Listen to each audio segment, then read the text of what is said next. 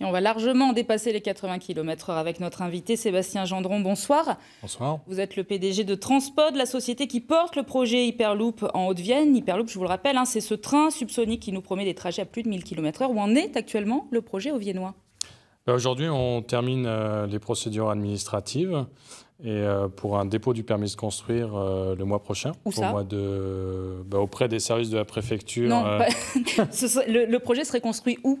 Dans le nord du département de la Haute-Vienne. On a eu les accords du département pour 3 km de piste du côté de Drou.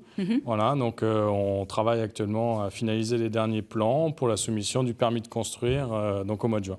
D'accord, avec échéance au mois de juin. Et qui va financer? Aujourd'hui, on est sur des financements privés, 100% privés. Donc, on est sur un budget total de 20 millions d'euros, voilà, étalé le temps de la construction.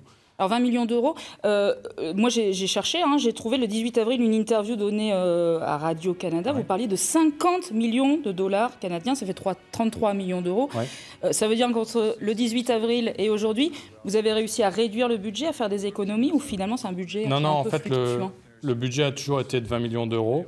Les 50 millions d'euros sont aujourd'hui la levée de fonds qui est en cours au niveau de Transpod Canada. Et les fonds vont ensuite être distribués entre l'Italie, la France et le Canada. Donc 20 millions seront associés à cette piste d'essai du côté de Drou.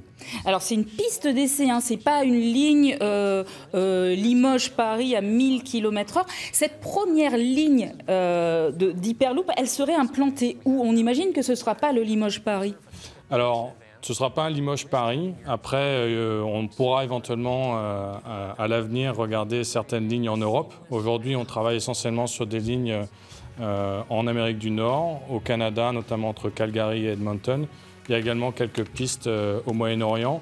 Donc aujourd'hui, on est vraiment sur un centre de recherche pour développer de la technologie et développer des capacités à l'export de la France sur ce nouveau mode de transport. Alors quel sera le gain pour la Haute-Vienne finalement? Ce sera des embauches? Ce sera ce laboratoire de recherche qui sera implanté là? Le gain, c'est clairement 20 emplois directs, voilà, à court terme liés à ce centre d'essai. On a même un objectif de monter les effectifs derrière pour développer des sous-ensembles qui sont la clé pour assembler le véhicule définitif.